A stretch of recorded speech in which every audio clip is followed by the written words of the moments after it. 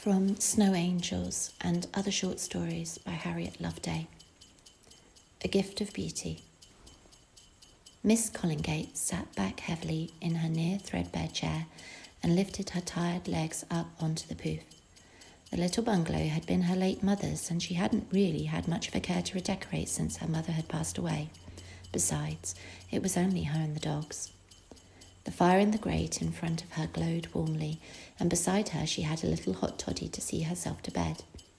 In tiredness and weariness, she ran her hand back over her forehead to where a tight bun held back her black, now greying hair. She could feel the wrinkles of stress and time over her face, but she tried not to think of it and closed the world out from her big brown eyes. Lucy Collingate had spent the day in the garden, digging up the last of the winter potatoes. Her hands were tough, chapped and dirty. No matter how hard she scrubbed her hands, the dirt clung to her nails. Absent-mindedly, she picked up a pile of school books, ready to do a little marking before bed. She decided to switch on the TV to keep her company, with her two black Labradors jumped up and started barking loudly. Now Blitzen, now Dancer, enough. But the dogs weren't ready to sit back quietly. They needed to let her know someone was here. Lucy was the last bungalow at the end of the lane, a few miles out of town. There were a few street lights, but they didn't reach as far as her little house. Unless someone had a need, no one came down here, particularly at this time of night, in winter. Unless it was those troublesome school kids again. How did they get her address? Screaming cruel jibes at her from behind the hedge, jibes that in her saddest soul she believed to be true. She was a spinster, and she was alone. Lucy decided that she would talk to the headmaster about it tomorrow. The dog stood proud in her living room and barked again. Woof, woof, woof, woof, woof, woof. Lucy sighed and put the school book she was about to mark back on the pile. Eagerly, the dogs ran to the front door, desperate to dash outside and hunt out the visitor. Lucy pulled back the curtains and looked out of the large front window in her living room. All was quiet and dark outside. She could make out the wide gravel drive and the trees lining the little lane beyond. Further on in the distance, she could see the town of St. Austell on the other side of the valley. Its orange and white glare was a little beacon of civilization in this dark, damp, cold night. Blitzen and Dancer rushed back to Lucy and stood to attention beside her, sniffing at the glass and straining their eyes. Every part of their bodies was straight and taut, ready for action. Lucy knew she would have no peace until she let them sniff out the poor cat or fox that had happened to cross their territory. So, followed by the two bouncing eager dogs, she went through to the hall, pulled on her winter coat and boots, grabbed a flashlight and unlocked the front door. The dogs were off like whippets out of a starting cage. Still standing in the doorway, Lucy flicked on the outside lights for the drive, just in time to see their black bodies disappear out of the wide-open front gates and off up the lane. Sighing again and lamenting the loss of her warm fire, Lucy diligently closed the door, switched on her flashlight and crunched over the drive after them. As Lucy reached the end of her drive, she found that the dogs hadn't gone very far. She could hear them not more than 50 metres away. Woof, woof, woof, woof, woof, woof. In reply to their bark, she heard, "Help! Help! Don't bite me! Somebody help!" It was an older voice, high for a man, certainly not children. Jogging a little along the slushy, muddy, damp plain, Lucy rushed to the centre of the commotion, her torch bobbing before her like a lifeboat on a stormy sea. Suddenly, there in the flashlight, she saw a pile of old clothes and a big bushy beard of a thin man pressed back against the hedge. The rucksack he had been carrying was discarded in the lane a little way from him. His hands were defensively trying to block the dogs from attacking him, although, as any animal lover would know, this wasn't an attack. Blitzen and Dancer were furiously wagging their tails as if their lives depended on it. Blitzen was sniffing at the man's clothes, and Dancer almost managed to lick the man's hand. In agony and fear, the man cried, "Dogs! Dogs! Call them off! They're attacking me!" Lucy pulled up level with the petrified pile of clothes that was a man. Her dogs danced around in delight at the new friend they'd found.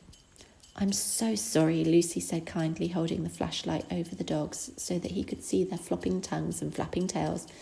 "They're just excited to see you. They don't want to hurt you."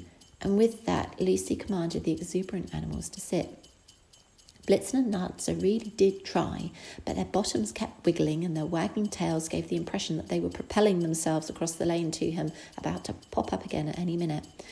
The man looked out from behind his raised hands, from where he had partially fallen against the hedge. His face was lined and thin. Dirt held to the cracks, and his skin almost had a grey hue, and seemed damp, not unlike the dark, damp night they found themselves in. His hair had been left to grow, and it sprouted from every orifice. His beard appeared to be a browny colour, but had bursts of red and grey, not unlike an artist's impression. On his head he wore a waxed walking hat held down tight with a toggle that disappeared under his chin. Around his body were layered various sorts of clothes, at least 2 jackets and bits of jumper poked out here and there, all in shades of grey, brown and muted khaki. These were tied at his waist by a piece of orange binder's twine. Protruding from the bottom of the rags were 2 ginger-coloured corduroy trouser legs, which flapped about some very skinny shins underneath. His feet were protected by some well-worn Gore-Tex walking boots. The man looked petrified. "I'm so sorry," Lucy said again. "We didn't mean to scare you. They're just excited to meet you, that's all. Here, let me pass you your bag." So saying, Lucy stooped down and passed the man his rucksack, which had a little sleeping bag securely held underneath. The rucksack was damp from where it had been discarded in the lane, but not too badly. It rattled as she handed it to him. The sound reminded Lucy of the pencil tins the children brought to school. Carefully, the man reached his hands towards her and pulled his rucksack into him, clutching it tightly. "I don't like dogs," he managed to say again. He looked warily at the black Labrador's bottom shuffling at his feet and craning forward to try and lick him. Lucy tried to change the subject. "Can I help you? Were you looking for a particular house?" She indicated further up the lane to the gate lights of one of her neighbours. The man gulped and shook his head no. Lucy tried again. "Perhaps a cup of tea and a biscuit might help. It's a bit of a cold, damp night." As soon as she said the words tea and biscuit, she could see a little glimmer in the man's cold, tired blue eyes. Involuntarily, the man looked at his lips. Lucy could tell he was hungry and likely homeless. He was also scared. She felt sorry for him. "I've just put the kettle on," Lucy lied. "Why don't you come back with me and have a cup of tea and a biscuit for 5 minutes?" The man hesitated and looked at the dogs. Lucy took control. "Well, the offer is there if you want it. I must get back now. Good night." Whistling to the dogs, she started to walk back down the lane, with the desperate dogs diligently following her heels and holding their heads low while sneaking glances back at their goodbye friend. "Wait," cried the man. "Oh, wait, that's kind. A cup of tea would be lovely. Please wait." Lucy stopped and turned around while the man hobbled up to her. As he drew near, he said, "Gabriel," and held out his hands. Lucy took his large, skinny hand in her chapped, rough one, and they shook. "Lucy," Lucy simply replied and smiled. "Come on then." She flicked the flashlight towards the entrance of her bungalow. As she did so, she noticed the man's face light with hope and fear. Lucy started walking again and whistled to her dogs to follow her. Gabriel obediently trotted alongside her too. When they reached the gravel drive and crunched towards the bungalow, Gabriel looked about himself in fear, as if some ghoul or ghost was about to jump out from the hedge at any moment. When they reached the step at the front door, Lucy removed her key. Gabriel looked terrified and stuttered, No, I won't come in. I'll just sit on the step. Thank you." Lucy looked at him with a puzzled brow. Was she really so terrifying? Kindly she said, "It's cold out here. Do come in for a tea." But Gabriel was insistent. No, I'll just sit here. Thank you." Lucy couldn't very well force him in, so, leaving him on the step, she entered the bungalow with her dogs, shut the door against the cold. After removing her boots and coat, went through to her little kitchen. Within a few minutes she was back at the door with a large mug of warm milky tea, a couple of biscuits in wrappers, and a large slice of carrot cake. Gabriel wobbly stood to standing. His eyes were alight at the goodies before him. Thanking Lucy, he immediately took the wrapped biscuits and stowed them in his pocket. Then, gratefully receiving the tea and cake, he sat back down in the cold and the damp to eat his supper. Lucy kindly asked, "Do you have anywhere to stay tonight?" Gabriel eyed Lucy warily, then deciding she could be trusted, shook his head sadly no. Lucy sighed for him. She knew it was a risk. Look, I have my brother's old room. It's not a hotel, but it's out of the cold. Would you like to stay here tonight? Perhaps we could call a homeless shelter tomorrow?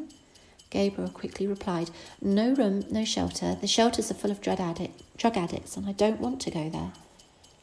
But you can't stay out in the damp and the cold. Gabriel shook his head stubbornly no. Then he appeared to have a flash of inspiration.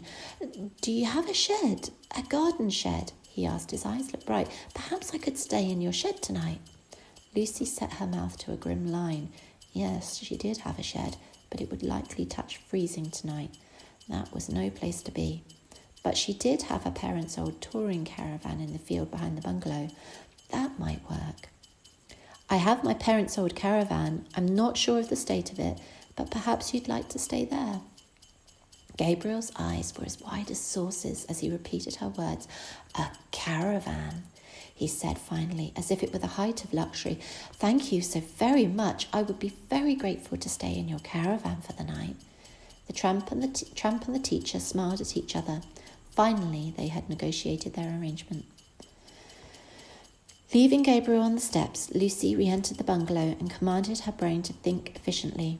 Taking a large shopping bag from under the sink, she quickly filled it with a thermos of boiling water, a mug into which she stuffed some tea bags, a pack of rich tea biscuits, some apples, a pack of wet wipes, some toilet paper. She tried not to think about this, but if he wasn't going to enter the house, then the field was his only option.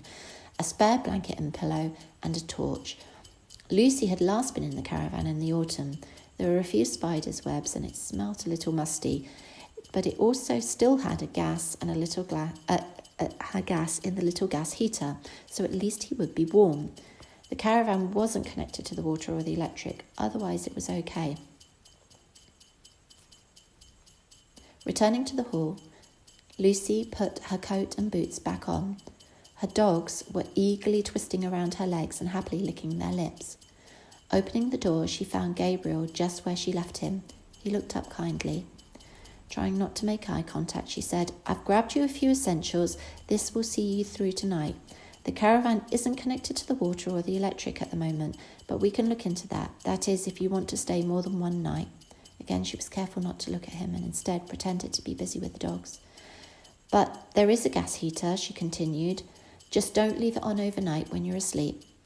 Little tears pricked Gabriel's eyes at Lucy's kindness. Of course, no, I won't. Thank you, Lucy, he said. As he said her name, she looked up and met his tender blue eyes with her big brown ones. For all of a few seconds, she felt young and seen again, not old and tired. Lucy shook the thought away and gave a brief smile as she placed the empty mug and plate back inside the bungalow and, closing the front door, directed Gabriel around the side of the property through the field gate towards the caravan. Conversationally, Gabriel asked, So what is it that you do? I'm a teacher, Lucy replied. Maths. Yourself? As soon as she said the word, she regretted it. Obviously, he was a tramp. He didn't do anything. I'm an artist, Gabriel simply replied. Oh, yes, I do portraits mainly. I actually have some of my work in the National Portrait Gallery in London. Then his voice trailed off sadly. But that was a long time ago. Lucy tried to remain chipper. Well, that's certainly a talent. I think I have some art materials from school in the bungalow, if you like. That is, if you still do your art. Do you? Perhaps I could draw you as a thank you. As soon as he said it, Gabriel regretted it. Lucy didn't answer and just looked away, busying herself with the caravan door and the flashlight. Gabriel stood patiently behind her, holding the shopping bag. Showing Gabriel inside, Lucy was able to quickly update him on how to unfold the bed, re-emphasised not to use the toilet, reiterated that the caravan wasn't plugged into the water and electric, but that she could sort it, showed him how to use the gas fire, and reminded him not to leave it on overnight. Shooing the dogs out, she wished him good night. As she turned to leave, he said, Lucy? Yes. Gabriel paused slightly. Did you know your name means light? Like a light in the darkness? No, I didn't. Gabriel fell silent before lifting his head to continue. Thank you, Lucy. Good night. Teacher and artist nodded to each other good night. It was at least a week before Gabriel felt confident enough to come into the bungalow for a bath. He was even brave enough to let Lucy have a go at cutting his hair with her brother's old clippers. It was almost quite fun to experiment at playing hairdressers. It wasn't as if Lucy could make it any worse. Gabriel looked rather different after his hair was neatly tidied away and his beard was no more than a trim around his chin. Gabriel liked to wear it with a thin moustache on top and a little goatee underneath.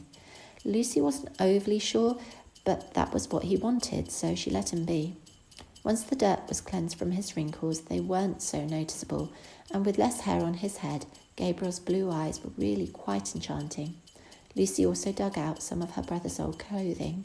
Gabriel was so skinny that it all fitted with room to spare. Lucy tried not to think of her brother when she saw the same familiar tops. She tried not to think of what he would make of this if he was still alive. Instead, she was pragmatic and glad they were being put to good use. It was a good thing that she had never got around to clearing out his clothes and donating them to charity. Perhaps it was fate. Time raced towards Christmas before Gabriel finally agreed to come into the house for an evening meal. Lucy and Gabriel had settled into a routine where he would come into Bath twice a week and he would walk her dogs for her while she was at school during the day. She'd even noticed that he'd been brave enough to pet Blitzen and Dancer and give them treats. The dogs just adored him. Lucy and Gabriel had also agreed that for Christmas Day he would come to church with Lucy in the morning, then come into the house for Christmas lunch, stay to hear the King's speech afterwards before returning to his caravan. Lucy hung up a little wooden train adorned with festive glitter on her fake Christmas tree, as she mused it would be strange spending Christmas in company this year. She was always so used to being alone. She thought about getting Gabriel a present to put under the tree, but she knew that he couldn't afford to get her one, and she didn't want to embarrass him, so she buried the thought. Placing tea lights in little candle holders on the mantelpiece, Lucy caught sight of herself in the mirror. Although she was used to looking old, it was always a shock. She didn't know if it was the sadness she'd passed through or the normal savaging of time. Her hair was slicked back in a harsh bun. It was mainly black, but with ever-increasing streaks of grey. Wrinkles were etched over her forehead, around her eyes and her mouth, and were bracketed by deep lines and jowls. If she didn't smile, she looked decidedly grumpy. Lucy looked away quickly. She didn't think she was grumpy, just quiet, just kept to herself, that's all. Lucy found that she was rather looking forward to Christmas Day this year. It felt different. She was going to have company. She wasn't going to be alone. Also, Gabriel was pleasant to be around. He told her interesting things, but he didn't interfere or intrude or outlast his welcome. Gabriel attended church with Lucy in the morning and quietly sang along to the carols. He was comfortable to come for tea, biscuits and mince pies after the service, and Lucy delicately introduced him as her friend. Everything was polite and easy. Lucy had prepared most of the lunch the evening before. She had left the turkey and potatoes roasting gently in the oven while they were at church. But what little there was still to do after the service, Gabriel was more than happy to do. Taking the oven gloves from Lucy's tired, thick hands, he said, "Here, let me. You sit down. I need to do my share." And in so doing, he kindly finished the last of the cooking and serving up for her. Lunch was pleasant. The dogs sat around Gabriel's chair, not Lucy's. She was sure she saw him slipping little bits of his turkey to them under the table. She tried not to look or to smile, particularly considering how scared he'd been of them the first night they'd met. Blitzen and Dancer just adored him, and the sentiment appeared to be mutual. After sitting next to the fire in the living room and listening to the King's speech on TV and drinking warming Christmas sherry, Gabriel thanked Lucy and made ready to leave. He hadn't noticed the only present sitting under the Christmas tree. "Thank you for a lovely Christmas, Lucy." Gabriel looked down at the floor as he sat on the edge of his seat, ready to go. Sentimentally, he added, "Everything in my life has improved since you have been here for me. You really are a shining light. Happy Christmas." Lucy found she had a lump in her throat. Trying to swallow and speak, Lucy managed to say, "I've got you a little something." Gabriel flushed slightly with embarrassment. He didn't have a present for Lucy. Lucy ploughed on. "It's just a little thing. I don't want you to be embarrassed." Standing up and reaching under the tree, she brought out a wide, flat package with a bump in the middle of it. Without making eye contact, she handed it to him. Gabriel looked embarrassed, but he was gracious and he would certainly kindly accept the gift. Running his thin fingers under the wrapper, he said, "Lucy, you are so kind. I didn't get you anything." Lucy shook the thanks and concerns away. She had her dogs, her house, and her job. She didn't need presents. She had everything she needed. Folding back the paper, Gabriel gave a little cry of surprise. "Oh, how clever of you. This is just right." Gabriel seemed quite animated and excited. He forgot to be embarrassed as he beamed at Lucy. The dogs craned their heads over his lap to see what was inside the cheap, bright red paper. On Gabriel's lap sat a pad of professional art paper and a tin of art pencils. Gabriel opened the tin in excitement and looked pleased as he held some of the pencils aloft. "Oh," he said happily, "this is quite the thing, exactly right. Thank you, Lucy." For the first time, Lucy really allowed herself to smile. She was happy for him. She was happy that she'd made him happy. Gabriel sat opposite her, captivated. "Do you know," he said, really connecting with her eyes for the first time since they'd met, "you really are so beautiful when you smile." Lucy felt her face glow warm in the heat of the fire and quickly looked away. Gabriel continued, "You have been so kind to me, a stranger. Never once have you questioned me or said a cross word. You have given me this very thoughtful gift." Gabriel looked happily down at Lucy's gift in his lap. "And now it is my turn to return the favour. Lucy, would you allow me to draw you?" Lucy was about to protest, her mouth forming a horrified no, but Gabriel managed to say first, "As my Christmas present to you, it's only fair." Lucy didn't want to embarrass him and she didn't want to reject him, so begrudgingly she hesitated and didn't say no. "Wonderful," Gabriel continued. "I think this will be the best setting, just as you are, in your chair, happy." Lucy had never really considered herself happy before, but she allowed Gabriel the space to continue. "Only I think, if you don't mind, would you let your hair down? I think the dark of your hair will frame your face well and make for a better portrait." Lucy felt very self-conscious as she complied, but she felt that this was now his gift and she was duty-bound to allow him this. It was only fair. Gently, Gabriel arranged Lucy's hair around her shoulders and, lightly touching her face, he tilted it to just the angle he wanted to draw. It felt strange to be touched by his soft, cool hands. "Yes," Gabriel enthused, "look there, just like that." Relaxing back into her chair, Lucy allowed Gabriel to draw her. It was strange to have someone look at you for so long, flicking their eyes up and back, wondering what they were doing but not being able to look. But Lucy didn't feel worried. It was Gabriel. There was no stress, no alarm, just quiet calm and the scratching of his pencil. He said he'd had work in the National Portrait Gallery when they'd first met. She'd never checked. It felt voyeuristic somehow. After quite a long time, Gabriel said, "I need my pastels. They're in the caravan. Don't move. I'll be right back." He disappeared off outside, followed by the longing looks of the dogs. Lucy desperately wanted to move, but she didn't want to spoil Gabriel's composition, so she sat there in the warm by the fire with her dogs, at peace and waiting for him to come back. It was comforting to hear the door reopen and to hear Gabriel return, almost like a comforting security of predictability, knowing someone said they were going to do something and they did it. Lucy felt at peace. Excitedly, Gabriel returned to his seat and, opening his tin of pastels colours beside him on the chair, he started to flourish and colour the picture. Lucy tried to let go of time. "There, that's it, I have you." Gabriel looked up happily from his work and, quickly grabbing another colour, added a last highlight. Lucy didn't dare move. Was she allowed yet? "Do you want to see?" Gabriel said, handing her the picture. "Happy Christmas, Lucy.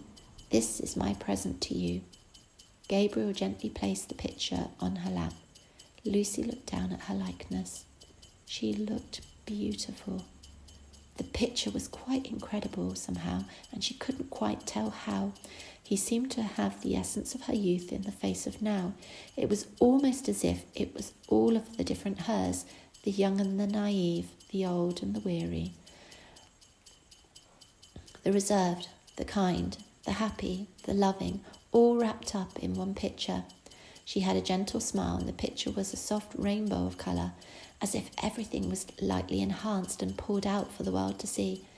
It was an intimate picture from someone that had seen into her soul and found it beautiful. For the first time in a very long time, Lucy didn't feel old and tired. She felt seen and beautiful. Lucy tried to push back a little tear at the edge of her eye as she looked down at her gift of beauty. She said, "Thank you, Gabriel. This is an incredible gift. It is beautiful." Gabriel shook his head as he said, "No, Lucy, you are beautiful." And kneeling beside her, he took her hand and respectfully kissed the back of it, saying, "Lucy, my light in the darkness."